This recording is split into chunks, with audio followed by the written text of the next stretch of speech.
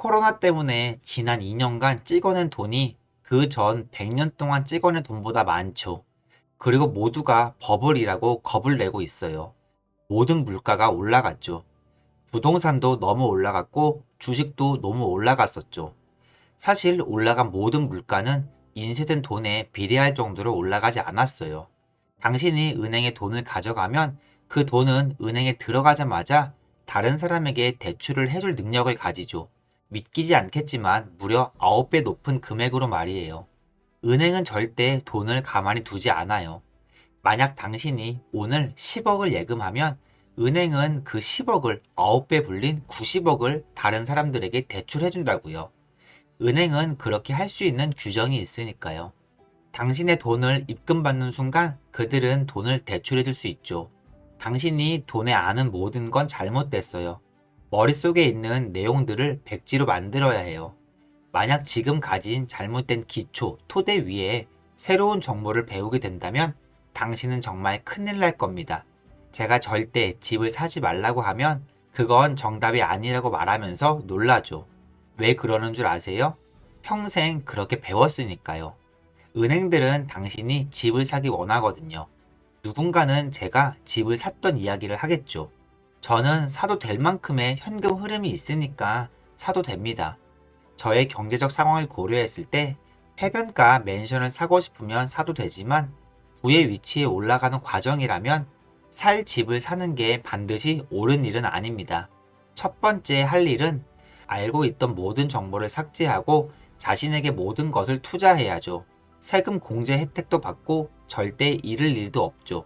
자신을 위한 배움과 투자는 어떤 자산과도 비교될 수 없어요. 비트코인보다 좋고 부동산 투자보다 낫습니다. 자신을 위한 투자는 무한한 가능성을 주니까요. 두 번째는 자신이 하는 일에 투자하는 겁니다. 하는 일 혹은 직장의 부서라도 말이죠. 하는 일이 사업이라면 재투자를 하고 비록 수익이 없어지더라도 말이죠. 현금을 가지고 있는 것보다 나을 테니까요. 만약을 대비한다고 현금을 모으지 말고 혹시 모를 비상금도 필요 없어요. 당신에게 필요한 건 간절함과 노력이죠. 돈을 가지고 있으면 간절함이 없어져요. 당신이 필요한 것은 현금 흐름입니다. 세 번째는 투자를 해야 합니다. 내 기술이나 혹은 시간을 요구하지 않는 것, 그런 자산에 투자하는 겁니다. 그게 바로 제 세 번째 조언입니다. 진짜 자산에 투자하는 거죠. 당신이 지난 6개월 동안 저축한 돈은 11% 정도 내려간 거나 다름없어요. 매년 12월 저는 가진 모든 현금을 진짜 자산에 다 투자합니다. 통장을 가능한 한 0원에 가깝게 만들죠. 그 돈으로 자산을 구매하는 겁니다. 현금은 가지고 있으면 쓰레기만도 못합니다. 필요한 돈은 벌면 되니까요. 통장에서 가치가 떨어지고 있는 현금은 재정의 안전을 더해주지 않아요. 다른 진짜 자산을 구매하는 겁니다. 사람들은 말하죠. 그건 완전 멍청한 짓거리라고요. 거기에 왜 이렇게 돈을 쓰는 거야, 카돈? 이렇게 말하죠. 그래서 저는 그래? 일단 두고 봅시다 라고 얘기합니다. 그렇게 모아놨던 진짜 자산들은 나에게 항상 소득을 가져왔고 올해 나에게 30억이란 돈을 안겨줬어요. 이게 바로 현금 흐름이죠. 제가 시작한 이유는 이게 최고의 투자여서가 아니라 현금을 그냥 가지고 있는 건 쓰레기였으니까요. 그렇게 1월이 되면 현금은 없으니 저는 1월의 첫날부터 세계의 강연 투어를 시작해요. 다시 현금을 채워나가는 거죠. 만약 내가 1월 1일에 통장에 400억을 가지고 있다면 배고프지 않으니 움직이지 않겠죠. 그냥 편하게 올해는 쉬고 싶다고 생각을 하지 않았을까요? 하지만 지난 15년간 매년 1월이 되면 저는 모든 현금을 써서 자산을 사들였고 그렇게 현금은 한 푼도 없게 만들었어요. 자산만 키운 겁니다. 자산 중에 부동산 말고 저에게 큰 혜택을 준 것은 뮤추얼 펀드가 있죠. 누구나 쉽게 살 수 있으니까요. 뱅가드 혹은 블랙락, 그들은 모든 것을 가지고 있으니까요. 혹은 디즈니 같은 주식도 있고 또한 암호화폐를 살 수도 있죠. 하지만 그건 도박입니다. 어떻게 될지 모르죠. 한 래퍼가 저한테 와서 묻더군요. 언제 좀 생각 없이 돈을 써도 될까요? 저는 생각 없이 번 돈으로는 가능하다고 했죠. 생각 없이 번 돈이란 쉽게 말하자면 불로소득이에요. 10억을 벌던 얼마를 벌던 상관없어요. 1000만 원을 벌어서 반을 세금을 낸다면 남은 500만 원은 절대 쓰면 안 되는 돈입니다. 저는 절대 번 돈을 쓴 적이 없어요. 절대 안 써요. 그렇게 번 돈은 절대 쓰면 안 됩니다. 내 시간과 바꿔서 번 돈, 즉 제 소득은 절대 10원 한 장도 쓰지 않았어요. 제가 한 일은 투자를 한 거죠. 세금을 내고 나에게 남은 모든 소득을 투자했어요. 세금은 바로 가져가니까요. 나에게 온 100%의 소득을 투자했죠. 저는 한 푼도 쓰지 않았습니다. 그렇게 진짜 자산을 만들었고 거기에 불로소득을 만들었죠. 그렇게 서서히 소득이 발생하고 이 소득은 점점 커질 겁니다. 그 진짜 자산이 10억 정도 돼서 1년에 한 1억 정도의 현금을 발생시키면 저는 그 돈으로 생활하는 겁니다. 자산은 어차피 쓸 수가 없거든요. 유동 자산이긴 하지만 현금이 아니니까요. 유동 자산이라 쓰진 못하지만 사라지지도 않고 누가 훔쳐갈 수도 없죠. 즉, 사라지기도 힘들다는 겁니다. 이게 현금 흐름입니다. 이렇게 불로소득을 만드는 겁니다. 말씀드렸다시피 그 소득으로 살아가고 있습니다. 1억짜리 시계를 사고 싶다면 만약 나의 불로소득이 2억이 되면 하나 살 수 있는 거죠. 이게 생각 없이 돈 쓸 수 있는 방법입니다. 당신이 번 돈은 자식들을 낳아 키울 때 쓰는 거라고요. 몸을 쓰고 시간을 써서 열심히 일한 돈은 쓰면 안 됩니다. 왜냐면 그건 영원하지 않거든요. 그 래퍼는 29살인데 그 누구도 영원하지 않아요. 평생 잘 벌 것 같지만 그게 아닙니다. 그 누구도 영원히 성공할 수 없어요. 얼마나 많은 사람들이 사장이 되고 싶어 하는지 아십니까? 아이러니하게도 사장은 돈을 벌 수가 없어요. 돈은 투자자들이 벌거든요. 사장이 되거나 CEO가 되려 하면 안 됩니다. 이 관점엔 너무 많은 혼란이 숨어 있지만 투자자가 최고니 투자를 해야 합니다. 제가 부동산을 사기 시작한 이유는 워렌 버핏에 대해 공부하고 나서입니다. 그에 대해 공부하며 책을 읽을 때 워렌은 주식으로 돈을 벌었다는 걸 알았지만 저는 주식을 좋아하지 않았기에 주식을 배우려 하진 않았어요. 제가 배우고 싶었던 건 단지 워렌 버핏이 돈 버는 방법이죠. 그가 투자한 것들에 대한 패턴이 있을까? 제가 찾은 일관된 패턴들은 그가 투자한 모든 회사들은 오래됐고 그가 산 회사들이 가장 싼 회사는 아니었으며 그가 단순 싸게 사서 비싸게 팔진 않았습니다.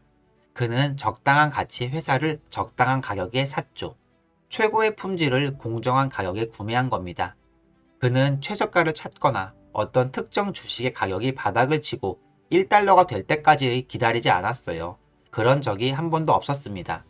그리고 현금 흐름을 가진 회사들만 사들였죠. 코카콜라, 애플, 시즈캔디 등.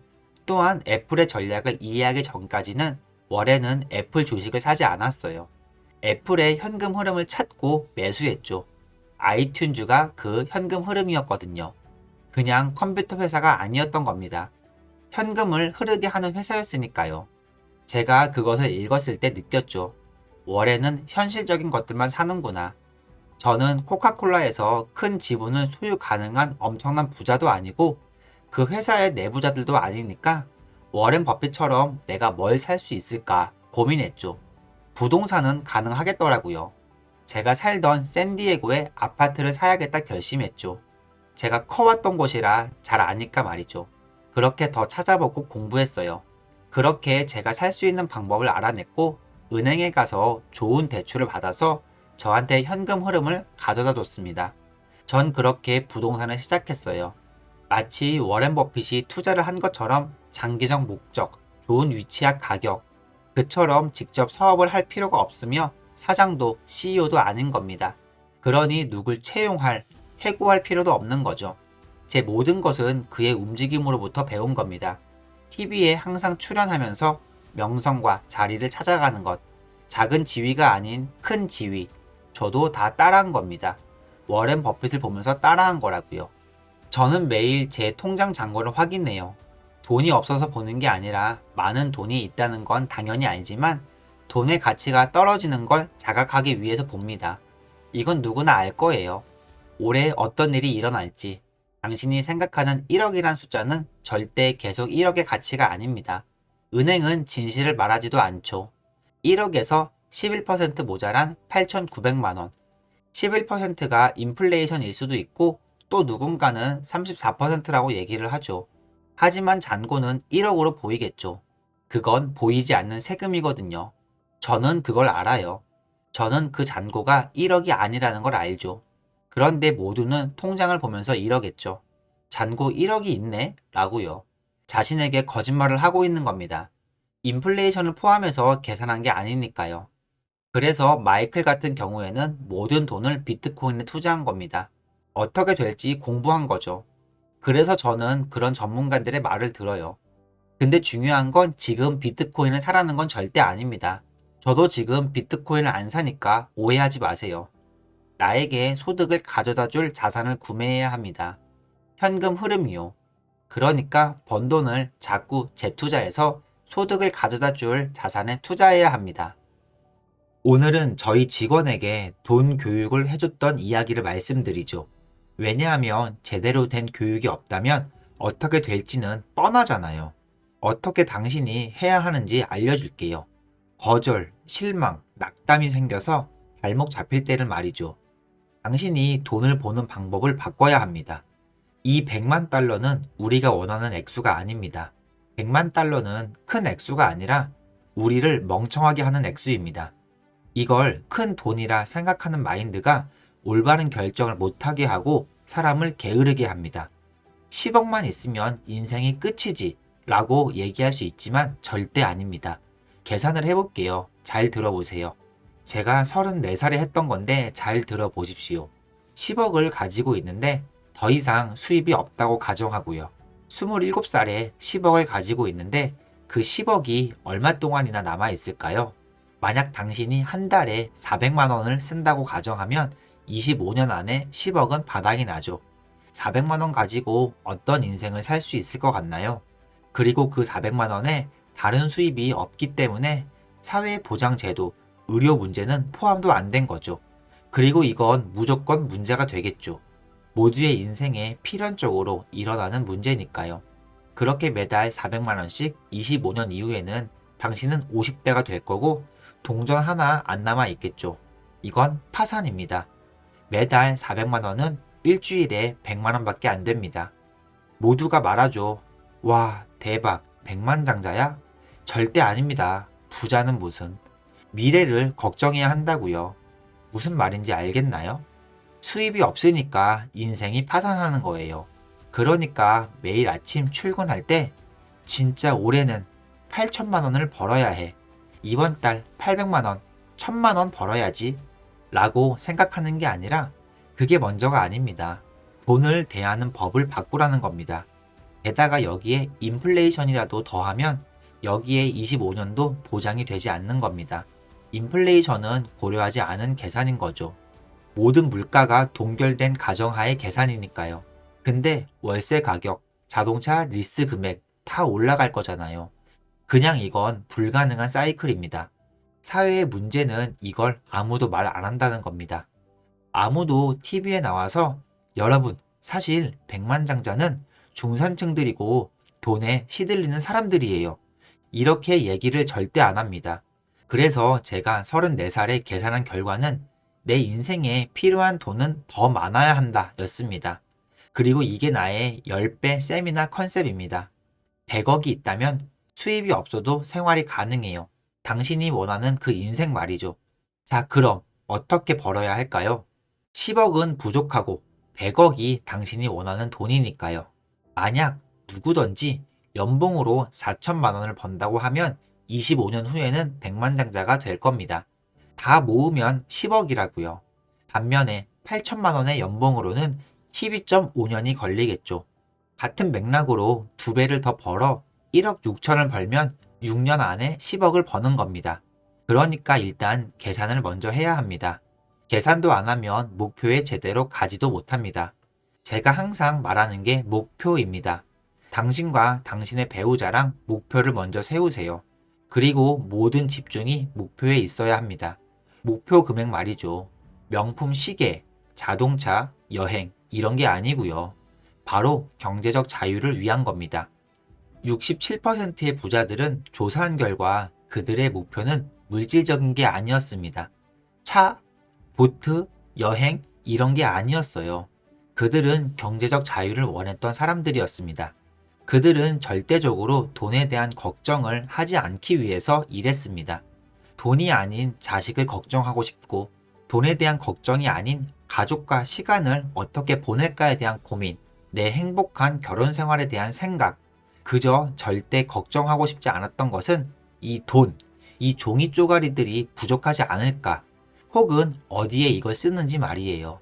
그리고 저도 땡전 한 푼 없이 시작했어요. 모두와 마찬가지로 빈털털이었어요.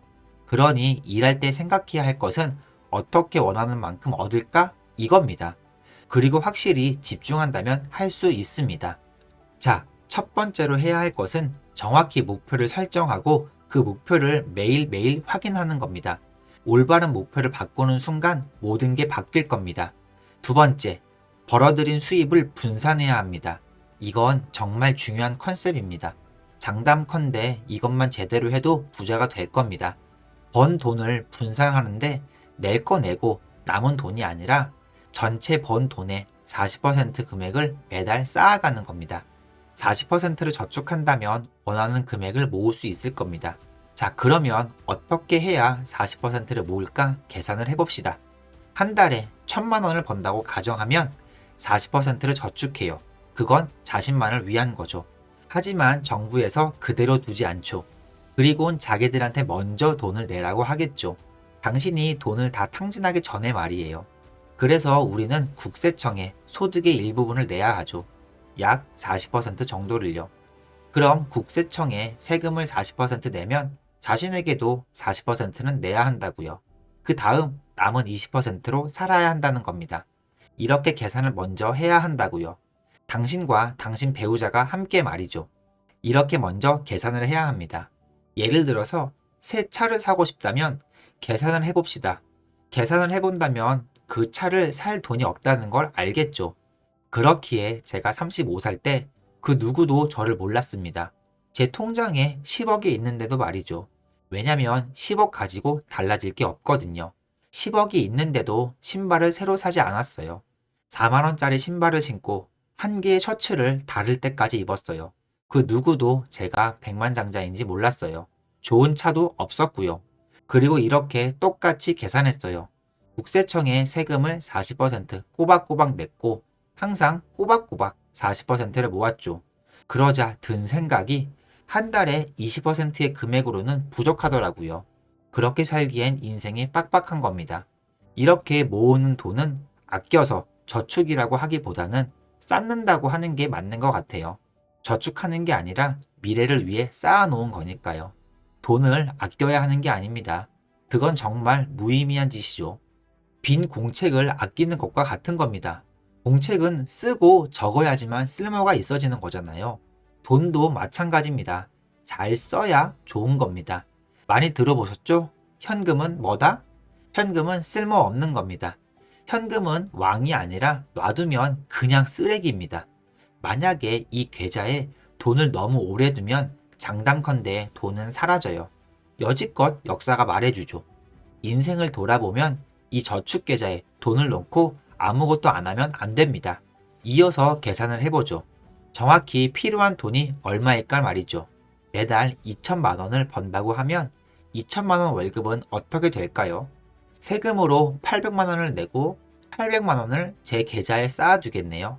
그리고 매달 400만 원을 생활비로 쓰겠죠. 이게 올바른 예산을 짜는 법입니다. 근데 이건 하버드에서도 안 가르칩니다. 중요한 세 번째는요. 정말 빈털터리가 되도록 투자하는 겁니다. 계좌에 40%씩 모았던 돈을 말이죠. 그 계좌의 돈은 무조건 투자가 되어야 합니다. 황금알을 낳는 거위도 알을 낳아야지만 가치가 있는 겁니다. 황금알을 못 낳으면 잡아먹는 게 더 낫겠죠. 지금은 황금알이 필요한 겁니다. 마찬가지로 돈도 돈을 만들어야 합니다. 여기서의 목표는 쌓아뒀던 그 돈들을 지속적으로 불려서 투자로 버는 또 다른 수익이 벌어들이는 수익과 같게 만드는 겁니다. 그건 당연히 쉽지 않습니다. 자, 그렇게 3천만 원을 매달 번다고 하면 40%는 쌓아두고 40%는 세금을 내고 600만 원으로 생활을 하는 거죠. 그런 식으로 자꾸 쌓아두는 겁니다. 일단은 매달 40%씩 모아 계속 쌓아가는 겁니다. 당신이 투자할 종목을 찾을 때까지 말이죠. 그리고 모은 돈을 투자할 때는 절대 투자하지 말아야 할 종목은 확신이 없는 종목입니다. 이 돈을 잃으면 안 되니까요. 워렌 버핏의 룰, 돈을 잃지 마라. 그러니 투자할 것을 찾아야 돼요. 은행에 적금은 필요 없어요. 결국 본전도 못 찾을 거니까요. 은행은 당신한테 돈을 주지 않아요. 은행 금리로 돈을 2배 불리는 데는 800년 이상이 걸립니다. 아직 이 방법을 해보지 않았다면 매일매일 확인해 보셔야 합니다. 번 돈을 어떻게 관리하고 있는지 정면 승부를 해야 하는 겁니다. 그리고 투자한 금액에서 나오는 또 다른 수입들이 최종적인 목표로는 실제로 벌어들이는 돈을 넘어서는 겁니다. 매달 버는 월급 말이죠. 그걸 넘어서야 합니다. 그렇게 또 계산을 하는 겁니다. 어느 정도를 투자해야 내 월급보다 더 벌지를요. 간단합니다. 첫 번째, 타겟. 목표가 뭡니까? 경제적 자유요 라고 답할 겁니다. 그럼 더 구체적으로 숫자로 계산하면 얼마입니까? 우선 100억을 목표로 잡아야 합니다. 절대로 그것보다 낮게 세우지 마세요.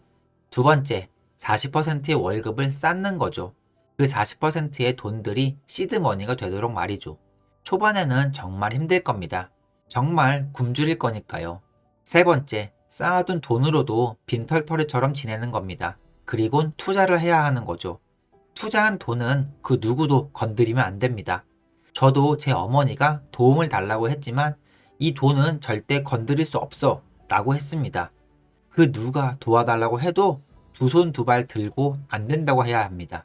저는 은행이 아니잖아요. 제 계획들 때문에 도와줄 수 없다고 했어요. 왜냐하면 저도 빈털터리니까. 저는 지금도 계좌에 돈을 쌓고 있어요. 다른 투자를 위해서 말이죠. 이게 제가 말하는 요점입니다. 돈을 써버리는 게 아니라 돈을 쌓아뒀다가 투자할 곳을 찾으라 이겁니다. 돈을 잃지 않을 만한 투자처를 말이에요. 세 번째에서 말한 돈을 잃지 마라처럼 자동차 같은 건 사지 말고 빌리세요. 집 사지 말고 빌리세요. 사지 말고 그 돈을 먼저 쌓아서 잃지 않을 만한 투자처를 찾은 후 잠깐 옮겨 놓는다고 생각하시면 됩니다. 그러면 인플레이션도 오고 시간이 지나며 5년, 7년, 그리고 10년 후에 보라봐도 황금알을 계속 낳고 있을 겁니다. 안전한 자산이고 매달 투자 이익도 나오니까요. 점점 더 투자를 늘려서 이익을 늘려가라 이 말입니다. 그 후 출근하는 직장에서는 여유가 있겠죠. 당신은 여러 군데에서 돈을 버니까요. 그래도 빈털터리처럼 행동하고 계속 불려나가면 됩니다. 그 반복되는 굴레에서 언제 벗어나냐고요? 당신이 원하면 언제든지요. 당신이 원하는 금액을 달성하면 언제든지 가능합니다. 자산을 불리는 10가지의 방법을 말씀드리죠. 첫 번째, 돈을 벌 때까지 절대 쓰지 마라. 돈이 통장에 들어올 때까지 그 돈은 제 돈이 아닙니다. 그래서 계약서에 서명할 때 다들 좋아서 미소 짓지만 아직 들어온 게 아닙니다. 돈이 계좌에 들어온 후에 그 돈을 써야 하는 겁니다. 내일의 돈은 절대 지금 당신의 돈이 아닙니다. 두 번째, 40%의 법칙. 40%의 법칙은 너무 중요하지만 대부분의 사람들은 절대 안 하죠. 버는 돈 100% 중 40%는 세금을 내죠. 정부한테 40%를 지불할 수 있다면 스스로한테도 40%는 줄 수 있어야죠. 당신이 방법을 찾아야 합니다. 영상을 보는 누구든지 세금은 내잖아요. 정부는 당신을 못 믿으니까요. 먼저 원천 징수를 해버리는 거죠. 그렇게 정부가 자기 걸 먼저 챙깁니다. 아주 머리 좋은 결정인 거죠. 그렇다면 당신도 스스로한테 투자해야 합니다. 그렇게 남은 20%로 생활하는 겁니다. 물론 20%로 생활은 힘들겠죠. 하지만 해야 합니다. 그리고 그 20%가 커지기 전에는 라이프 스타일을 절대로 바꾸면 안 됩니다. 람보르기니를 렌트하는 건 절대 하지 마세요. 누가 저번에 우리 집에 그 차를 타고 왔는데 엄청 한심하더군요. 그 차를 탈 만큼 벌지 못하는 사람이었어요. 저는 이런 생각이 들었죠. 전 돈을 쓰는 규칙이 없어요 라고 생각이 들더군요. 돈에 대한 규율을 세워야지 당신이 돈을 속인다면 곧 돈도 당신을 속일 거고 당신이 돈을 무시하면 돈도 당신을 무시할 겁니다. 그리고 당신이 돈 관리를 하지 않으면 돈도 당신을 돌봐주지 않을 거라고요. 믿어주세요. 당신이 극혐하는 부자들, 자식들의 마약 문제, 그들의 결혼 생활은 파탄 나기도 하지만 그런 부를 쌓는 부자들은 돈에 관심을 기울인 대가를 받은 겁니다. 적어도 돈에 대해선 규율이 있었던 거죠.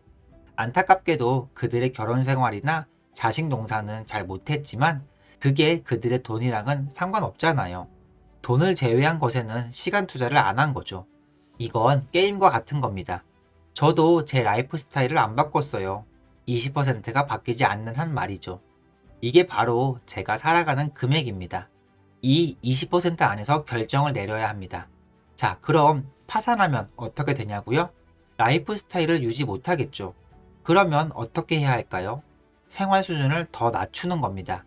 라이프 스타일을 컨트롤하거나 컨트롤이 되지 않을 경우에는 버는 수익을 올려야죠.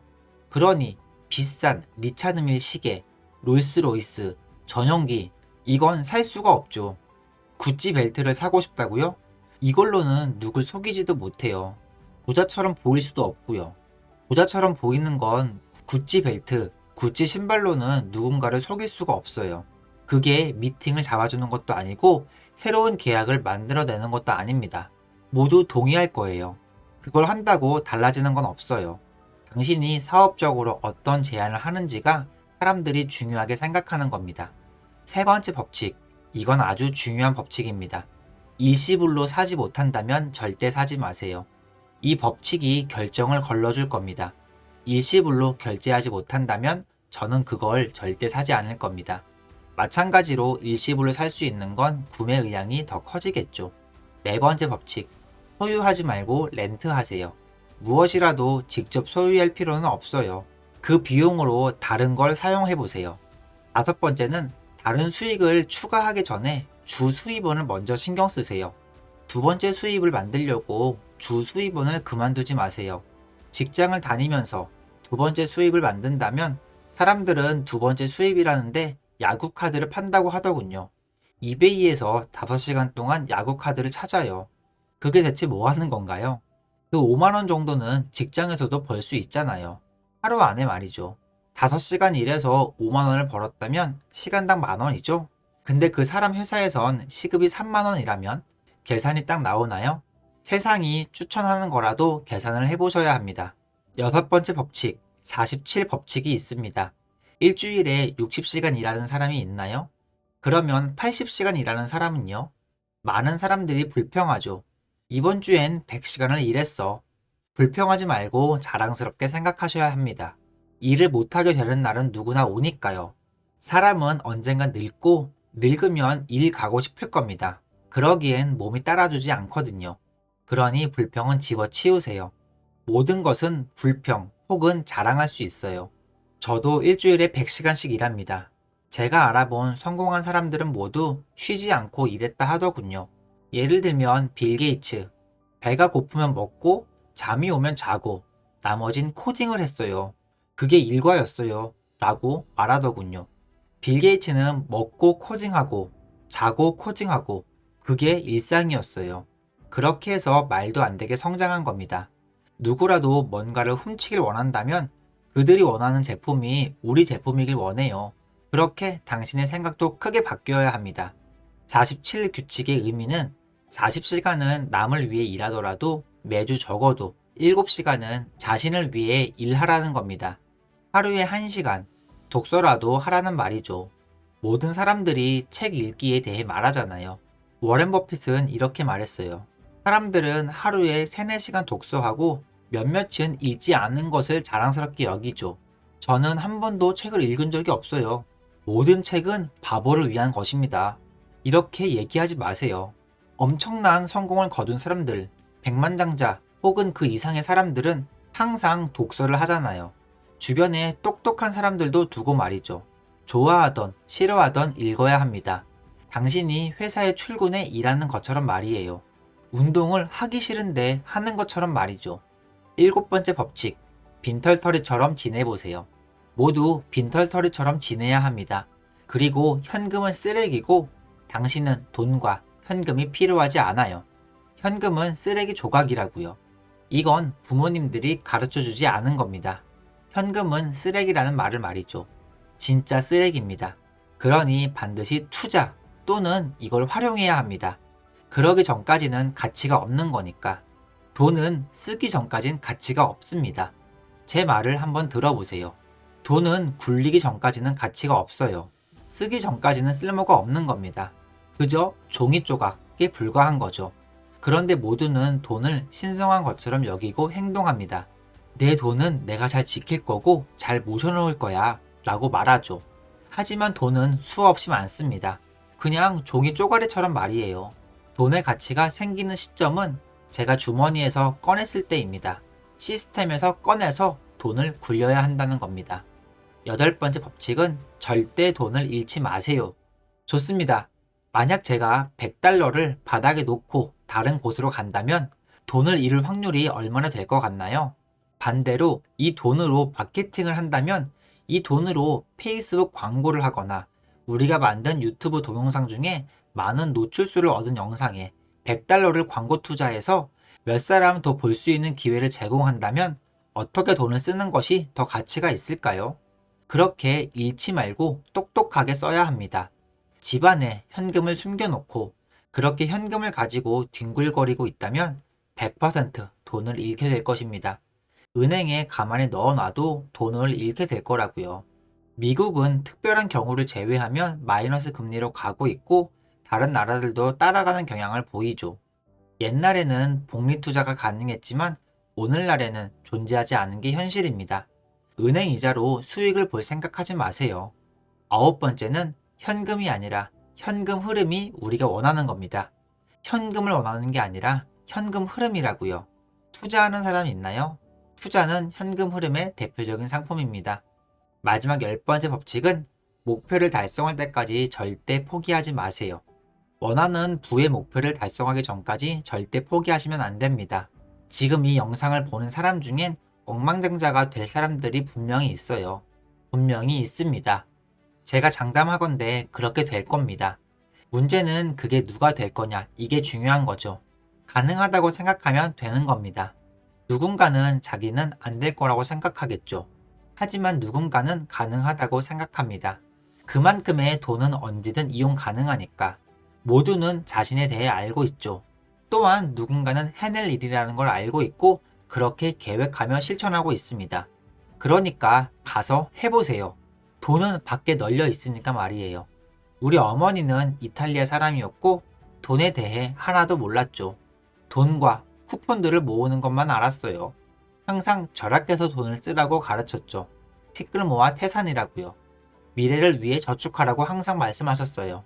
결국 그렇게 가르침을 받은 사람들 모두 결국 그렇게 자란 사람들의 자식들도 그렇게 똑같이 키울 거라고요.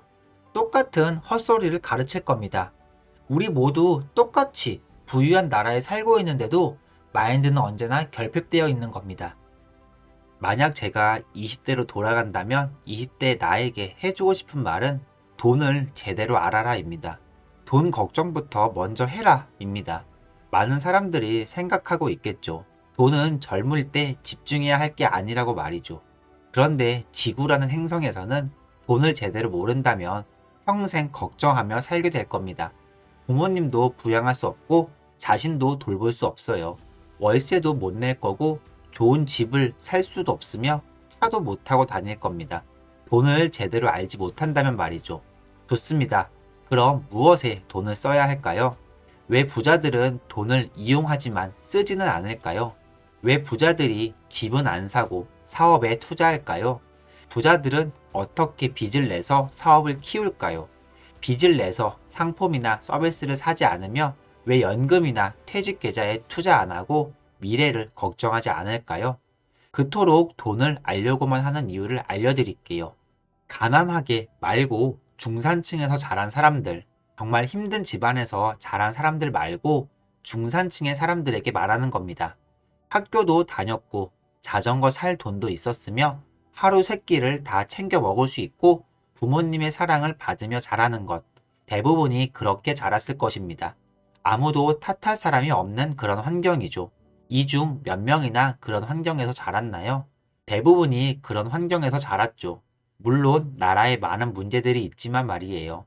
하지만 진짜 문제는 우리가 간과하는 중산층의 문제입니다. 76%의 사람들이 한 달을 벌어 한 달을 삽니다. 그리고 그 중 99%의 사람들은 매분, 매초를 두려워하면서 살아간다고요. 그리고 그 이유는 돈입니다. 돈과 재정 문제. 돈을 어떻게 버나요? 돈을 어떻게 모아야 하죠? 번 돈으로 어떻게, 뭘 해야 하나요? 돈이 중요하지 않다고 말하는 두 부류의 사람들은 이미 부자 혹은 포기한 사람들이라고요. 심지어 제 주머니엔 25살 때보다 10살 때 더 많은 돈을 가지고 있었어요. 제가 25살 때 17년의 교과 과정을 마친 상태였죠. 회계하기만 5년 걸렸는데 더 많이 배울수록 가진 돈은 더 적어지더라고요. 하지만 그때 내가 가졌던 것은 오로지 간절한 욕망과 나의 내면에서 하는 한마디였죠. 나는 돈을 원해. 대부분은 성공하기까지 너무 오래 걸립니다. 지금 말하는 건 제가 겪은 실화입니다. 심지어 저도 원하는 곳까지 너무 오래 걸렸어요. 심지어 대부분은 중간에 생을 마감하죠. 자, 첫 번째 문제. 목적지에 도달하는데 너무 오래 걸립니다. 제 아버지도 마찬가지였어요. 52의 나이에 돌아가셨는데 아버지는 아메리칸 드림을 이루셨고 꿈의 집을 끝내 구매하셨죠. 하지만 18개월 후 돌아가셨습니다. 근데 그게 바로 사회에서 하는 교육이 가르치는 인생입니다. 최대한 빨리 저축을 시작해 월스트리트에 투자하고 퇴직연금에 돈을 모으세요. 언젠간 당신이 늙어서 주름지고 일도 못하게 될 때 그 돈은 그때 뺏어 써 라고 얘기하죠. 그때 가서 뭘 위해 돈을 쓸 겁니까? 돈을 쓸 힘도 없을 텐데요. 여기서 돈이 두려운 사람이 있나요? 맨날 싸고 할인하는 것들만 사는 사람이 있나요? 왜 싼 것들만 사는 줄 아나요? 돈이 무서워서 그렇습니다. 새로운 돈을 들여오는 방법을 모르니까 다시 말하지만 지구는 경제의 행성입니다. 인종도 상관없고 당신이 어디서 왔는지 종교가 무엇인지도 상관없어요. 지구는 딱 두 가지만 확실한 세상입니다. 첫 번째, 중력. 누구도 날 수 없죠? 두 번째, 돈. 매일매일 우리는 배웁니다. 지구는 경제로 돌아갑니다. 오늘 현금은 없지만 신용카드가 하나 있어요. 제가 가진 이 작은 카드로 뭔가 들어있는 상자를 살 수도 있고 상자 안에 뭔가를 만들 수도 있죠. 신용카드는 안 쓰는 게 좋다고 배운 사람 있어요? 빚은 안 좋은 거라고 배운 사람이요. 5천억의 빚을 가진 제가 한마디 하자면 저는 빚을 거의 아내와 아이들만큼 사랑해요. 저는 빚이 너무 좋아요. 빚이 나한테 돈을 벌어다 주거든요. 제가 이 이야기를 하는 이유는 여태 당신은 잘못된 교육을 받고 있다는 겁니다. 당신이 돈에 대한 문제가 있다면 잘못된 정보를 배워서 그런 거라고요. 당신이 멍청해서도 아니고 당신이 게을러서도 아닙니다.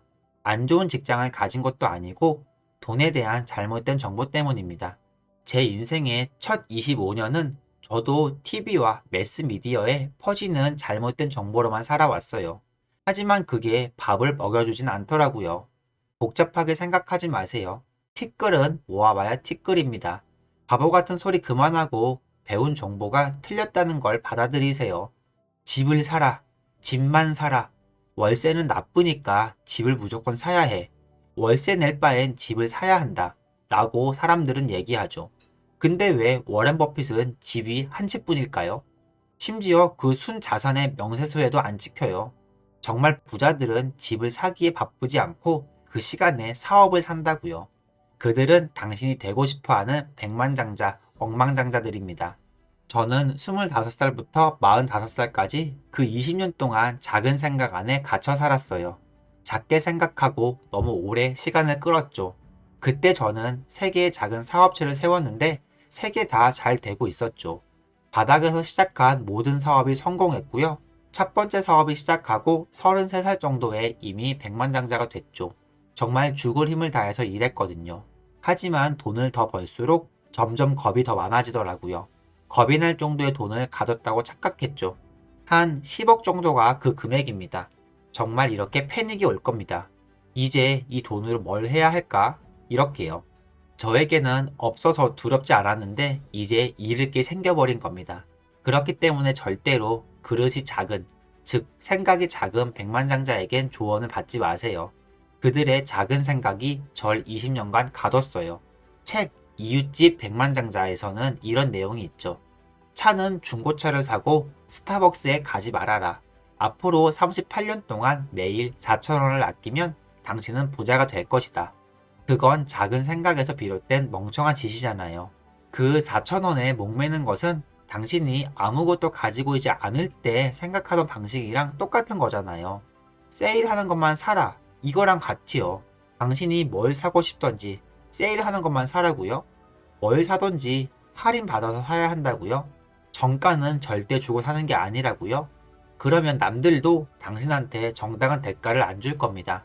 당신이 싸구려 마인드니까요. 돈은 제대로 쓰게 되면 다시 소득이 되어 돌아옵니다. 그런데 누군가 가격이 너무 비싸다고 세일할 때까지 기다릴 거라고 하면 당신은 맞장구를 치겠죠. 다들 겪어봤잖아요. 다들 끼리끼리 논다고요. 제가 하는 말의 요점은 이겁니다. 돈은 당신에게 어떤 존재입니까? 죽을 때 가지고 가려고 버는 겁니까? 아니면 쓸 때 쓰고 싶고 벌고 싶은 겁니까? 확실한 건 돈을 안 쓰면 벌지도 못합니다. 부모님과 사회는 이렇게 가르쳤겠죠. 심지어 뉴스에서도 말이에요. 근검절약하세요. 돈을 모아서 유망한 투자자 혹은 뮤추얼 펀드, ETF에 투자하세요. 언젠간 미래에 다 보상받을 겁니다. 이렇게요. 진짜 부자들은 은퇴연금에 신경 안 씁니다. 그 먼 미래 90살을 대비하려 하지 않는다고요. 그들은 현재를 중요시 생각하죠. 어떻게 내 돈을 배로 불릴까? 믿을 수 없을 정도로 간단하죠. 절대로 복잡한 게 아닙니다. 돈은 너무 간단한 거라고요. 아이디어로도 돈은 벌립니다. 즉, 아이디어와 돈 사이의 시간적 거리가 얼마나 가까운지에 따라 당신의 성공 여부가 결정되는 겁니다. 아이디어를 이용해 돈을 얻는 시간 거리가 당신이 얼마나 성공하는지를 결정한다고요. 딱 두 가지를 새겨 들으세요. 첫째, 오래 걸릴 필요가 없다는 것. 짧게 만드세요. 과정을 짧게 만드세요. 좋은 몸을 가지고 싶어요?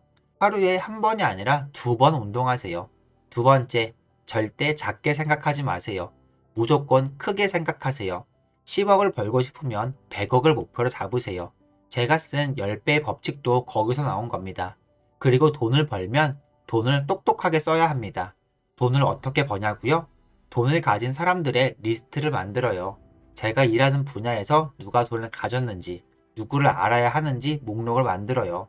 그들에게 어떤 가치를 제공할지 생각하고 그들이 뭘 원하고 필요로 하는지 공부하세요. 그렇게 그들의 문제를 해결해주면 됩니다. 그러면 그들은 당신에게 돈을 쓸 수밖에 없어요. 삶의 가능성에 대해 말씀드릴게요. 제가 어릴 때 이걸 알았다면 좋았을 텐데, 인생에서 어떤 것들이 가능한지 말이에요. 저는 루이지애나의 작은 마을에서 자라왔어요. 28까지 그곳을 떠나본 적도 없었죠. 여행이란 게 뭔지도 몰랐고, 남들과 일하는 법도 몰랐습니다. 남들과 아이디어를 공유하는 법도 몰랐죠. 그저 공장촌에 사는 아이였고, 직업이라곤 정유공장 노동자밖에 몰랐어요. 더 최악이었던 건 아버지를 여의고 한부모 가정에 자라서 바다와 풍경이 보이는 이런 멋진 곳이 있을 거란 상상도 못했죠. 오늘 제 마스터마인드 그룹에서 하는 걸 당신한테 알려줄게요. 당신이 할 수 있을지 없을지 모르겠지만 지금부터 제가 어떻게 이루었는지 말씀드릴게요. 인생에서 어떤 것들이 가능한지 말이에요. 제 인생에서 가장 중요했던 건 무엇이 가능한지 아는 것과 그 목표에 가까이 가는 방법을 아는 것. 그 첫 번째는 모든 것은 상상으로부터 시작된다는 것입니다. 그 후에 직접 보게 되는 거죠. 잡지 혹은 인터넷 속 사진으로 말입니다. 그 다음은 조금 더 가까이에서 느껴보는 것. 펜트하우스를 가지고 싶다면 하루라도 살아보거나 금전적 능력이 안 된다면 웨이터로 일이라도 해보는 겁니다. 혹은 호텔 안내 데스크에서라도 말입니다. 물론 당신이 자라온 환경이 빈곤했거나 중산층에서 자랐다면 돈 쓰는 게 무섭겠지만 이렇게 직접 경험을 해봐야지만 당신의 꿈이 현실이 될 거라고요. 그러니 돈에 대한 인식을 바꾸고 마인드셋을 바꾸는 연습을 하셔야 합니다. 빈곤 마인드에서 부유한 마인드로 말이죠. 많은 사람들이 왈가왈부하지만 이건 정말 사실입니다. 당신이 작게 생각하면 작은 걸 가지게 될 것이고 문제는 어떻게 작은 마인드를 크게 만들 수 있냐는 거죠. 제가 하고 싶은 말은 저도 빈곤 속에서 자수성가를 잃었고 만약 당신도 마찬가지로 주변에서 어떻게 부를 얻는지 혹은 어떻게 성공하는지 안 알려줬다면 당신도 마찬가지로 혼자 해내야 되는 겁니다. 제가 생각하는 성공은 돈이 아니라 마인드셋과 내 안의 믿음이라고 생각해요. 당신도 마찬가지입니다. 그래서 당신한테 지금 해보라고 하는 겁니다. 첫째는 머릿속으로 상상하고 시각화해보는 걸로 시작하고 두 번째는 두 눈으로 직접 보는 겁니다. 물리적 우주에 존재하는 걸 사진으로 보는 거죠. 예를 들어 당신의 꿈이 좋은 곳에 사는 거라면 어디 근처인지, 근처에는 뭐가 있는지 모든 걸 자세히 설명할 정도로 알아야 합니다. 정확한 장소와 모든 디테일들을 말이죠. 분명히 말하는데 당신의 머릿속 상상과 실제 사진으로 아름다운 바닷가와 모든 주변 햇살과 모든 디테일들을 못 느낀다면 이 모든 건 당신의 현실이 될 수 없을지도 모릅니다. 허시 밀러도 전화로 같은 말을 했어요. 마찬가지로 루이지애나 시골 동네에서 빈곤 속에서 자랐죠. 그가 말하길 내가 빈곤을 벗어나기 전 가장 먼저 한 것은 빈곤을 벗어난 나를 상상한 것. 두 번째로 행동한 것은 내 목표를 사진으로 본 것. 빈곤에서 벗어나 어디로 갈지 말이죠. 그렇게 첫 번째 비밀은 상상. 두 번째는 사진을 보며 느끼는 것. 이건 다른 사람을 보는 것도 포함됩니다. 당신이 원하는 일을 이미 하고 있는 사람들, 즉 물질적 시각화만 말하는 게 아닙니다. 물론 상상으로 비싼 물건들, 시계, 팔찌, 반지 등 럭셔리한 집과 차도 시각화할 수 있겠지만 현실에 존재하는 모든 것을 당신의 것으로 만들 수 있는 마인드셋도 시각화하라는 말이죠. 그 아이디어를 어떻게 현실로 만들지 제가 지금 말하는 방법이 가능성을 열어줄 겁니다. 그렇게 단계를 넘어가며 세 번째에서는 성공한 사람들을 만나기 전에 먼저 원하는 것에 직접 가까이 가야 합니다. 예를 들어 풀리지 않던 문제를 풀고 싶다면 결국 물리적으로 그 문제와 가까워져야 합니다. 잡지나 사진으로 보는 걸로 부족합니다. 그러니까 직접 가서 느껴봐야 합니다. 직접 그 장소에 가보고 직접 만져도 보고요. 비행기를 원한다면 직접 느껴봐야 합니다. 비행기에 연료를 넣어보던지 혹은 공항 근처 항공회사에서 일해보며 연료를 넣으며 청소라도 해보거나 승무원, 조종사가 되어서라도 느껴봐야 합니다. 절대로 공짜는 없습니다. 노력이 따르죠. 그 어떤 일에도 공짜는 없어요. 그건 내 아이들에게도 마찬가지입니다. 절대 세상에 공짜는 없습니다. 펜트하우스가 어떤 느낌인지, 얼마나 럭셔리한 감정을 주는지는 절대 인터넷 속 사진으로는 느낄 수 없죠. 하지만 직접 여길 와서 느껴보는 순간 그 사람에게 더욱더 현실로 다가올 겁니다. 마지막 방법은 성공한 사람들과 함께 시간을 보내는 겁니다. 심지어 당신이 서빙을 해서라도 말입니다. 그들이 당신을 초대하지 않았다면 돈을 내서라도 한번 그들과 어울려 보세요. 혹은 말했던 것처럼 서빙이라도 해보세요. 이 네 가지가 제 인생을 만들었습니다. 첫째, 머릿속으로 목표를 그리기. 두 번째, 사진을 보며 상상하기. 목표로 하는 장소나 물건을 먼저 잡지, 인터넷 사진으로 보고 느껴보는 겁니다. 세 번째는 직접 가서 느껴보는 거죠. 원하는 게 뭐든지 직접 느껴볼 상황을 만들어요. 그 장소에서 일을 해서라도 말이죠. 마지막 네 번째는 당신이 원하는 것을 이미 가진 사람들과의 네트워크. 데임 대시란 사람도 비슷한 말을 해줬어요. 목표 가까이에 갈 수 있는 행동은 이미 원하는 곳에 있는 사람과의 교류. 현재 위치에서 혼자 벗어나긴 힘들기에 혼자서 현재 위치를 벗어나거나 혼자 의지로 일을 그만두기보다는 크게 생각하는 사람들과 어울리고 그들이 한 방법을 배우며 아이디어를 현실로 만들어야 한다. 라고요. 이 네 가지의 간단한 방법은 당신이 최대한 활용해야 할 성공의 열쇠입니다. 잘 생각해 보세요. 저도 빈곤에서 시작했어요. 25살에는 빚에 허덕였고 수입도 없고 신용도 최악이었습니다. 제 이름은 아무도 몰랐죠. 하지만 지금 나는 50억 달러의 부동산과 그 외에도 제 회사들의 가치는 30억 달러, 그래서 총 80억 달러의 자산을 가지고 있습니다. 자랑하려는 것이 아니라 알려주고 싶은 겁니다. 그 무엇도 이룰 수 있다고요. 이 네 가지를 한다면 말이죠. 그러니 사람들과 교류하며 이 네 가지 방식에 깊게 파고들어 지금 빈곤의 사고방식으로부터 벗어나서 새로운 전략으로 생각을 현실로 만들어 보세요. 저는 경제적 자유를 드리고 싶고 저희 가족들도 자유를 가졌으면 좋겠어요. 사업을 해서 자녀들에게 물려주고 싶습니다. 또 자녀들에게 자랑스러운 부모가 되고 싶어요. 여러분들이 지금 해야 하는 최고의 방법은 어떻게 하면 자본주의 피라미드 꼭대기에 올라갈 수 있는지 생각해 보는 겁니다. 피라미드 위쪽에 가기 위해서는 여러분들에게 얼마나 많은 소득이 필요할까요?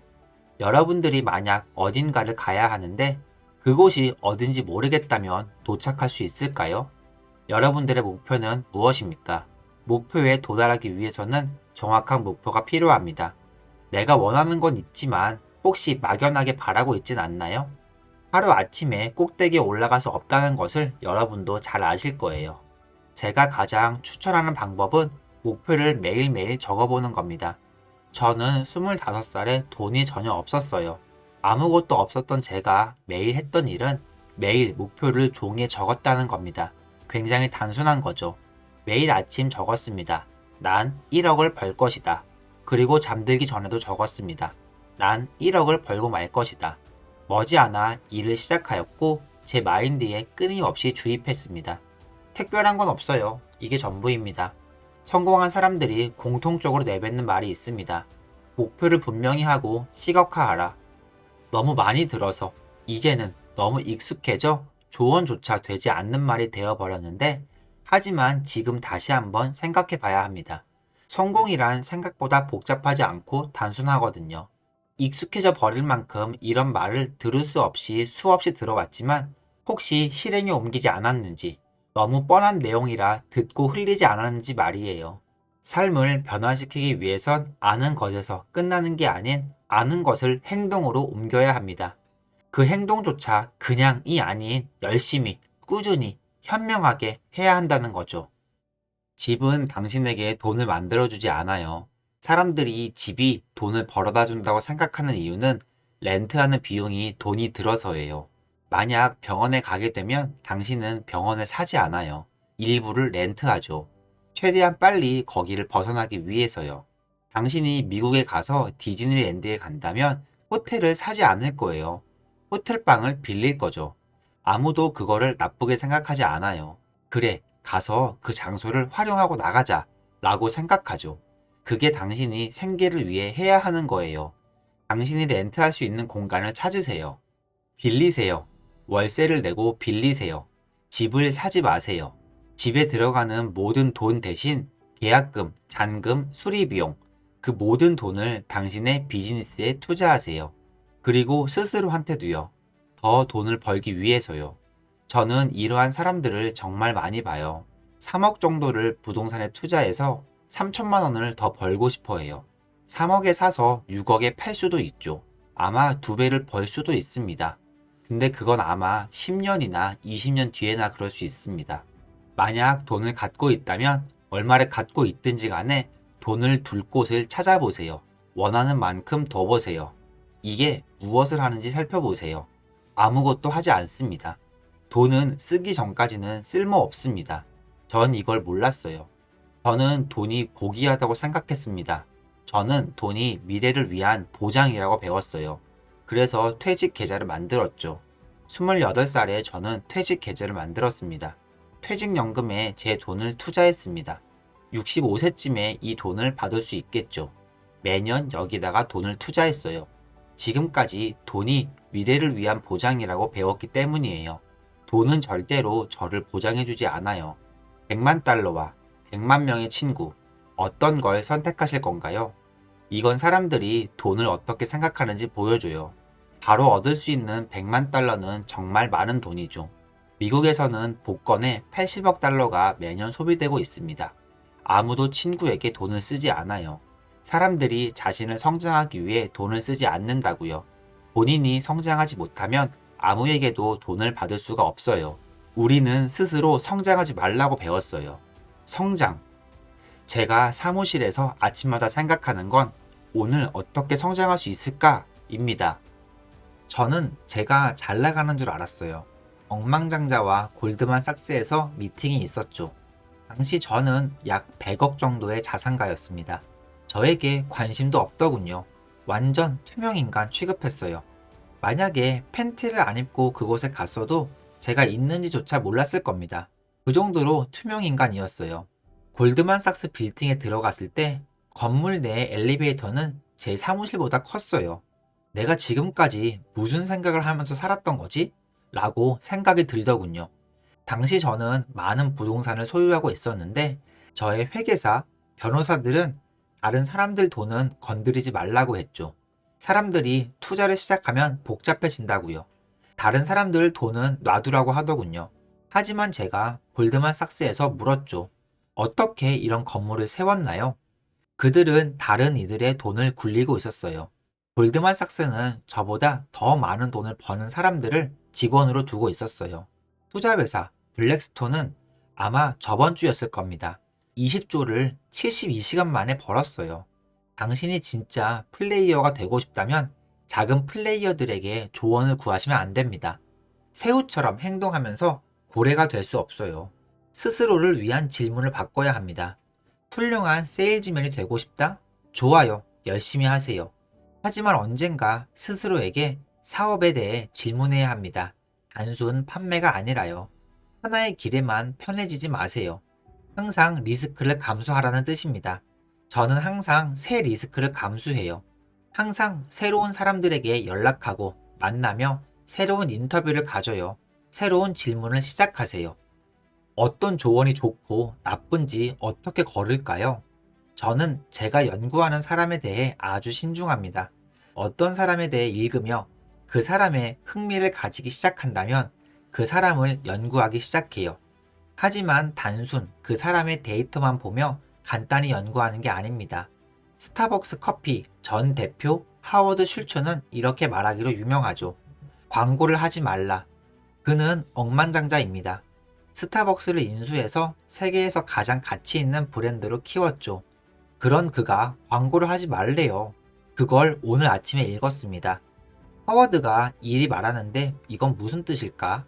나도 광고를 하면 안 되는 건가? 싶더라고요. 그는 실제로 광고에 돈을 안 씁니다. 하지만 매장을 뉴욕 내 최고의 위치에 두죠. 마이애미 내 최고의 위치요.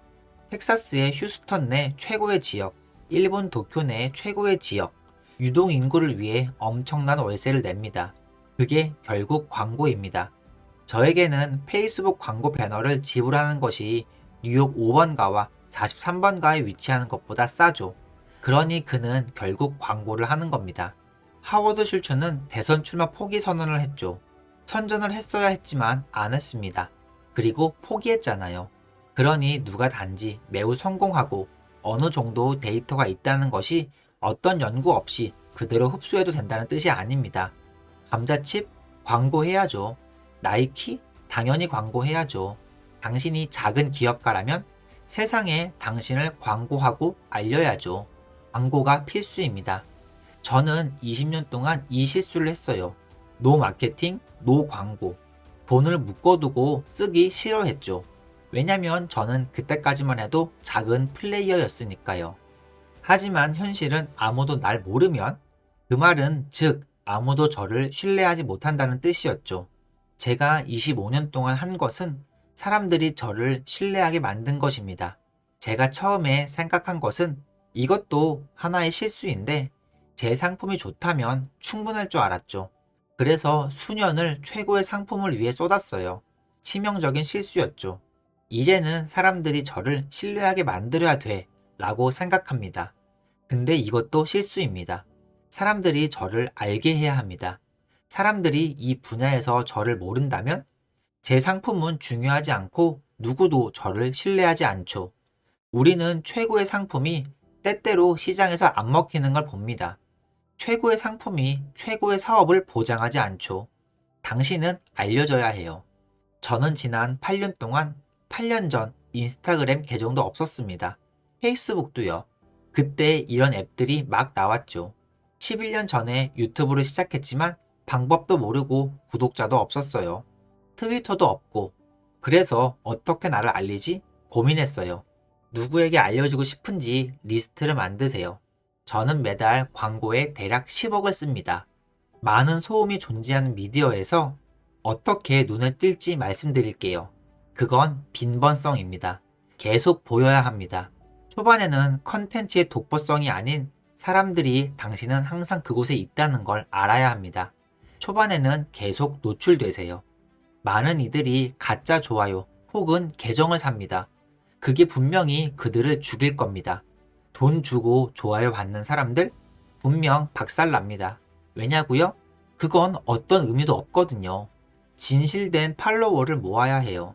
수백 년 전부터 이어져 온 겁니다. 당신은 추종자가 필요해요. 군대를 세우고 싶나요?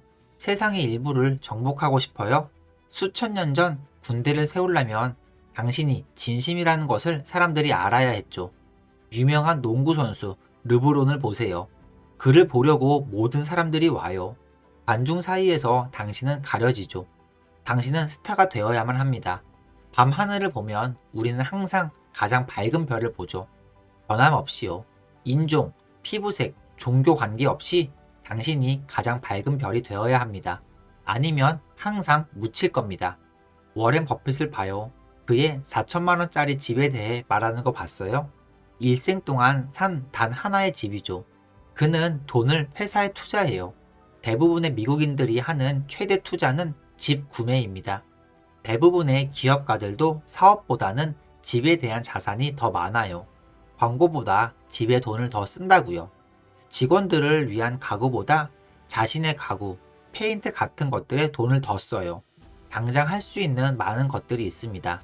지금 적금 통장에 얼마나 있나요? 그걸 전부 없애세요. 돈 모으지 마세요. 노후 적금 다 깨세요. 돈을 쓰세요. 모든 것을 이동시켜야 해요. 기업가의 정의는 더 많은 시간과 돈을 위해 위험을 감수하고 시간과 돈을 투자하는 사람이에요. 당신은 돈을 왜 모으죠? 안전을 원하니 모으는 거잖아요. 누군간 이러겠죠. 비상금은 있어야지. 아마 이건 맞는 말입니다. 그러니 지금 사업을 세워야 그 사업이 당신의 비상사태에 힘이 되겠죠. 현금 흐름을 만들라 이 말입니다. 필요할 때 돈이 들어오도록 돈을 투자하세요. 저한테 자주 묻는 가장 큰 질문은 20살의 자신에게 무엇을 해주고 싶은지 혹은 어떤 조언을 해주고 싶은지입니다. 너무 많은 조언들을 해주고 싶은데 저는 20살에 완전 엉망이었거든요. 만약 20살의 자신에게 조언을 한다면 무엇을 말하고 싶냐고요? 20살의 제가 어떤 사람이었는지 말해줄게요. 그때 전 여전히 대학생이었고 그건 저한테는 실수였죠. 대학교에서 5년을 보냈고 2학년 때는 완전히 저 자신을 놓아버렸죠. 그때 저는 가고자 하는 길, 목적, 그리고 저 자신의 정체성을 완전히 잃어버렸습니다. 다른 사람들이 저를 좋아해 주길 노력하고 있었고요. 제 꿈을 잃어버렸고 제 꿈이 이루어질 거라고 생각도 안 했습니다. 더 이상 제 꿈이 무엇인지조차 알지 못했죠. 삶에서 큰 상실을 겪고 있었죠. 제가 10살 때 아버지가 돌아가셨고 20살 때는 형이 죽었죠. 형은 고작 25살이었어요. 이 두 사람은 모두 저의 롤모델이었죠.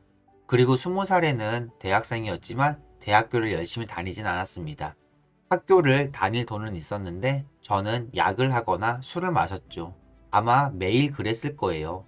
아니, 확실히 매일 술을 마셨죠.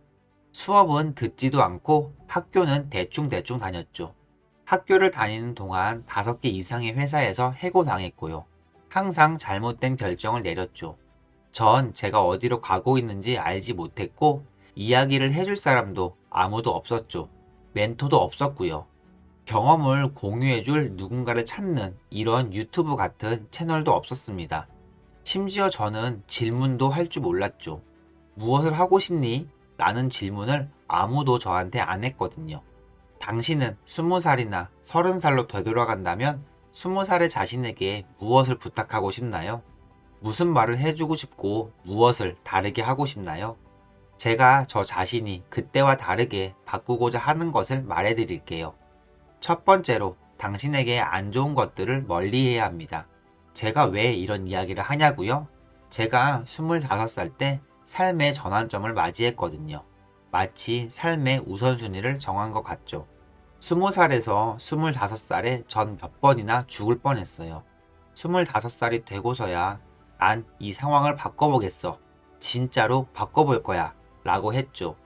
그리고 20살의 그랜트, 너한테 첫 번째로 말하고 싶은 것은 야, 너 마약하고 술이나 먹고 있니?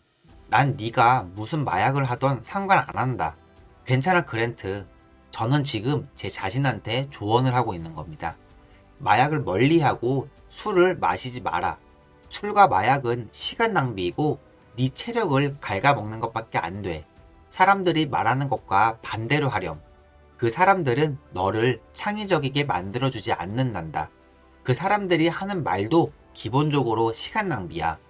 너에게 잠재된 창의력은 어떤 도움이나 약물 그리고 술 없이도 찾을 수 있단다. 두 번째, 너는 네 친구들을 바꿔야 해. 너는 부자들을 네 친구로 만들어야 해. 멀리 해야 할 사람들, 열심히 일하는 사람들, 창의적인 사람들, 자신을 스스로 더 발전시키는 것을 추구하는 사람들을 주위에 두렴. 나는 자기 자신을 파멸시키는 사람들과 놀러 다니곤 했는데 성공한 사람들을 비판하는 사람들은 시간 낭비에 불과하고 그 사람들은 무언가를 추구하지 않아. 다른 사람들이 어떻게 잘못되었는지를 제외하곤 말이지. 그들이 얼마나 잘못됐는지 말이야. 나도 그랬기 때문에 그걸 잘 알아. 부자들이 어떠한지 말하면서 내 모든 시간을 허비해버렸지. 뭐 예를 들면 부자들이 애들이 있고 테니스 수업이나 골프 수업을 받고 보트를 가지고 있고 스키를 타러 간다던가 뭐 그 사람이 별종이라던가 이런 말들 말이야. 하지만 내가 해야 했던 일은 부자들이 아이들을 위한 테니스와 골프, 스키 수업료를 내기 위해 무슨 일을 하는지 유심히 살펴보는 거였지. 나는 잘못된 질문들을 하고 있었던 거야. 난 20살의 자신한테 이렇게 말하고 싶어. 네가 묻고 있는 질문들을 바꾸렴. 네가 바라보는 관점을 바꾸란 말이야. 그렇게 화내거나 증오하는 것을 멈추란 말이야. 아버지가 돌아가셨거나 형이 죽었다거나 네가 상처를 받았다거나 화가 났다는 사실은 중요하지 않아. 극복해내야 돼. 그리고 기대할 만한 것을 찾아. 내 삶에서 항상 관심 있던 것들 말이야. 아마 너를 위한 뭔가가 있을 거야. 평생토록 네가 좋아하는 것이 있을 거야. 나는 항상 그걸 하고 싶었어. 뭐 이런 것들 말이지. 부동산 사업은 언제나 내가 꼭 하고 싶은 일들 중 하나였어. 20살의 나 자신에게 말해주고 싶은 다른 말은 나는 지금 7개의 사업을 하고 있는데 20살의 그랜트한테는 6개의 사업은 하지 말라고 말해주고 싶어. 나는 젊은 나 자신에게 부동산에 관한 모든 것을 배우라고 말해주고 싶어. 모든 걸 말이야. 여기까지가 20살의 자신한테 해주고 싶은 말이었습니다. 부동산 사업이야말로 제 가족 모두와 함께한 이 환상적인 여행을 보내준 최고의 사업이죠. 지난 30년간 사업을 하고 있는데 다른 6개의 사업들은 제가 이런 휴가를 즐기게 해주지 않죠. 이런 휴가를 보내주는 건 부동산입니다. 부동산은 제가 이 환상적인 여행에 부인, 아이들, 직원들, 파트너, 그리고 친구들을 데려올 수 있게 하죠. 그래서 저는 20살의 자신한테 야, 특정하고 특수한 일부 부동산에 관한 모든 것을 배워 라고 말하고 싶습니다. 모든 부동산이 아니라 특정한 특수한 부동산들 말이에요. 수백 년간 매우 특수한 부동산들이 있었죠. 그런 부동산들은 사람들이 매일 말하는 상상할 수도 없는 삶을 가능하게 해주죠. 20살의 그랜트야, 네가 투자하려는 부동산에 있어서 말이지 소득을 발생시키는 부동산에 관하여 모든 것을 다 배우렴. 32개 이상의 부동산에서 전 이걸 제 책에 적었는데요. 부동산에 투자하며 부를 창출하는 방법을 말이죠. 이와 관련해 책에 적어두었는데 너무나 많은 사람들이 데이터가 부족했기 때문이에요. 아니면 제대로 된 정보를 얻지 못했던가요? 월가에서는 돈을 저축하라고 말하죠. 당신은 돈을 연금 계좌나 자산 프로그램 등에 넣어두라고 말이에요. 여러분, 이것들은 사기입니다. 제가 아는 한 사기예요. 그들은 당신한테 집을 사라고 말하죠. 그 집에서 약 2, 30년을 살고요. 그 집에서 30년 이상을 사는 게 돈을 절약하는 방법이라고 말할 거예요. 이건 사기입니다. 제가 말하는 걸 들어보세요. 부동산을 이해하기 위해 내가 간곡히 말하는 걸 들어보라고. 20살의 그랜트 카돈. 오늘날 네가 투자하기 원하는 유일한 부동산은 소득을 창출해주는 32개 이상의 호실이 있는 그런 부동산들 뿐이야. 최소한 1년에 24,000달러의 현금을 벌어주는 그런 부동산들 말이야. 내 책을 읽는다면 너한테 구체적으로 부동산에 무엇을 봐야 하는지 알려줄게. 무슨 부동산은 사면 안 되고, 어떤 부동산은 사야 하고, 자금은 어떻게 되는지 말이야. 자금 관리는 어떻게 하고, 부동산으로 돈은 어떻게 벌고, 파트너십은 어떻게 체결하고, 부동산을 어떻게 관리하고, 무엇보다 중요한 출구 전략은 어떻게 세우는지 말이야. 왜냐면 출구 전략이 없다면 저는 지금 많은 사람들이 부동산 사업을 한다고 알고 있는데 저는 600개의 주택을 가진 남자를 알고 있죠. 그 남자는 자신의 부동산에서 돈을 회수하는 방법을 몰라요. 만약 여러분들이 부동산에서 빠져나올 방법이 없다면 여러분은 거기에 갇힌 겁니다. 정신을 차린 지난 30년 동안이요. 정신을 차리고 산 지 5년 후에 제 꿈이 다시 돌아왔죠. 나는 경제적 자유를 원해. 저는 억만장자가 되길 바란 게 아니에요. 비행기를 가지길 원하지도 않았죠. 저는 온라인 교육자가 되거나 사람들의 리더, 팔로워가 많은 사람이 되는 걸 생각해 본 적이 없어요. 저는 오직 경제적 자유, 한 가지만 목표로 했죠. 저는 경제적 자유의 꿈이 있었죠. 아버지가 돌아가신 뒤 아버지가 열심히 일을 하셨음에도 우리 가족에게 경제적 자유가 없다는 게 명백했기 때문이에요. 제 삶의 가장 친한 친구인 저희 엄마가 겁에 질려 있었거든요. 아버지가 돌아가셔서 어머니가 슬픔에 잠겨 있던 한 주 동안 어머니는 돈줄이 끊겼다는 생각에 겁에 질려 있었어요. 그래서 10살의 나이에 저는 30살이 될 때까지 이걸 기억하지도 못했는데 10살 때 돈줄이 끊기면 모두들 겁에 질리고 만다는 걸 깨달았죠. 이건 사업에서도 마찬가지예요. 여러분들이 훌륭한 사업을 하고 있을지도 모르죠. 여러분들이 온라인 상거래 사업을 하고 있을지도 몰라요. 안 좋은 일이 터져 그 사업이 잘 안 된다면 여러분이 판매하는 상품에 악재가 터지거나 경쟁 우위가 발생하거나 문제를 해결할 수도 있겠죠. 아니면 인터넷 자체가 망할지 누가 알겠어요. 종종 이런 일들이 발생하잖아요. 하지만 제대로 된 부동산에 투자하신다면 소득을 창출하고 비용을 지불하며 세금을 처리할 만하고 세입자와 보안 그리고 조경의 관리를 신경 쓸 만큼 충분한 돈을 벌어들이는 부동산 말이죠. 부동산으로 안 좋은 경험을 해본 사람들에게 저는 그 이유를 설명해 줄 수 있어요. 제가 그 이유를 말해 줄 수 있다는 걸 보증할 수 있어요. 그 안 좋은 부동산은 호실이 8개 이하거나 아마 안 좋은 위치에 있던가 여러분이 그걸 겉보기에 돈 놓고 돈 먹기라고 생각해서 샀거나 20%의 수익을 간절히 바라고 있는데 갑자기 경제가 안 좋아지거나 그리고 무엇보다도 여러분이 건물에 세입자를 들이지 못하거나 말이죠. 세입자들, 벌레들, 그리고 화장실이 당신을 힘들게 한다는 건 사실이 아니에요. 여러분을 힘들게 했던 건 그 부동산이 문제를 견딜 만큼 충분한 소득을 벌어다 주지 않았다는 거죠. 30년 동안 부동산 사업을 했는데 지금까지 10억 달러 이상 부동산을 산 것 같아요. 10억 달러 말이에요. 지금 우리는 약 9억 달러 상당의 부동산을 소유하고 있죠. 저는 호실이 한 개밖에 없는 부동산으로 사업을 시작했습니다. 제 두 번째 거래는 호실이 38개 있었고, 세 번째 거래는 48개, 네 번째는 92개였죠. 안 좋은 부동산을 사는 실수를 하지 마세요. 여러분께 돈을 벌어주지 못하면 그건 안 좋은 투자입니다. 이런 말들 때문에 저를 싫어할 수도 있다는 걸 알아요. 집은 좋은 투자야 라고 말하겠죠. 당신이 그렇게 배웠으니까요.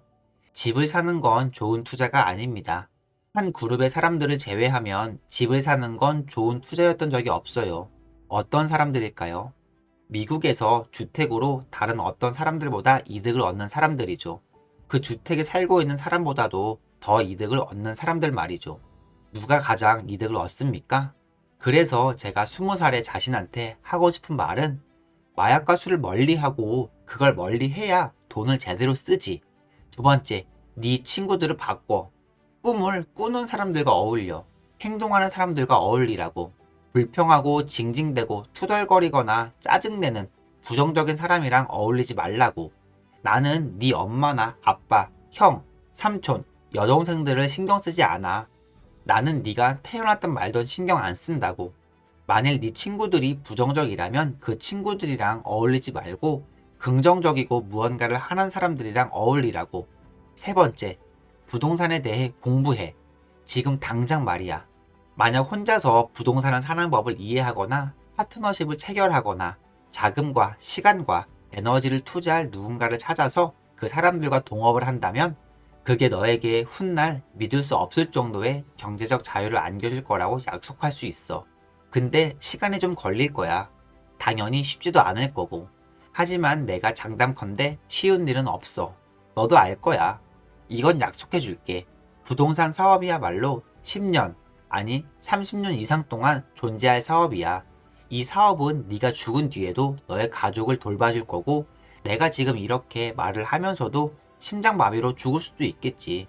그러면 내가 소유한 부동산들이 수십 년간 내 가족과 재단을 돌봐줄 거야. 아마 몇 세기 동안 그럴지도 모르지.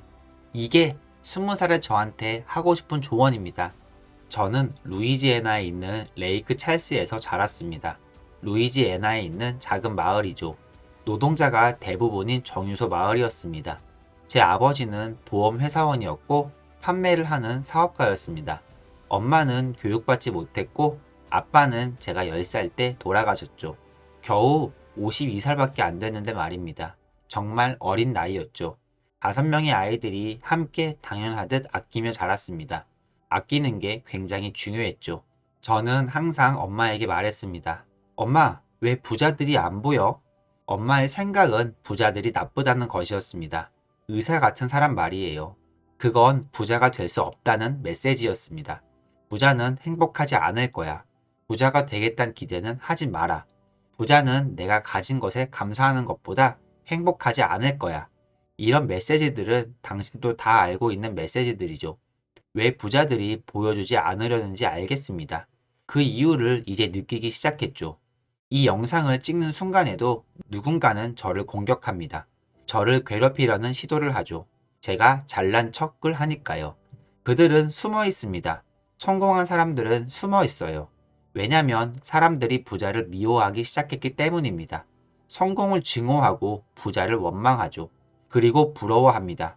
부자들은 이제 말하죠. 커튼을 쳐야겠어. 라고요. 아무도 내가 어떻게 사는지 못 볼 거야. 내가 지금 뭘 하고 어떻게 운영하는지, 얼마를 기부하고 있는지 당신은 아무것도 알지 못하게 됩니다. 그러니 재미를 못 느낄 겁니다. 아무것도 배울 수가 없거든요. 엄청나게 성공한 사람들로부터 말이죠. 왜냐하면 그들은 자신과 가족을 지키기 위해 커튼을 치기 시작하니까요. 보여지는 건 위험합니다. 사람들이 어떻게 반응할지 아니까요. 와, 저 사람 롤스로이스를 타잖아. 차랑 비행기를 자랑하고 있네. 비디오 찍으면서 집을 자랑하잖아. 이렇게 말하고 다니시나요? 아니면 그냥 대놓고 부자들에 대해 좋다, 나쁘다, 사악하고 끔찍하다, 질투난다, 화난다, 증오한다. 이렇게 생각 말고 다르게 생각하세요. 마땅히 가져야 하는 것을 방해하는 그 생각 체계를 바꾸세요. 저는 살면서 알았습니다. 제가 원하는 건 내 가족을 돌볼 만큼 충분히 버는 것이라는 것을요. 어린 시절에 일어난 일 때문에 알게 되었죠. 엄청 많이 벌어야 한다는 것을 알았습니다. 저는 10살 때 충분히 배웠습니다. 매일 엄마의 테러를 받았으니까요. 저는 아무 도움도 될 수 없었죠. 그래서 무언가 하고 싶다고 느꼈습니다.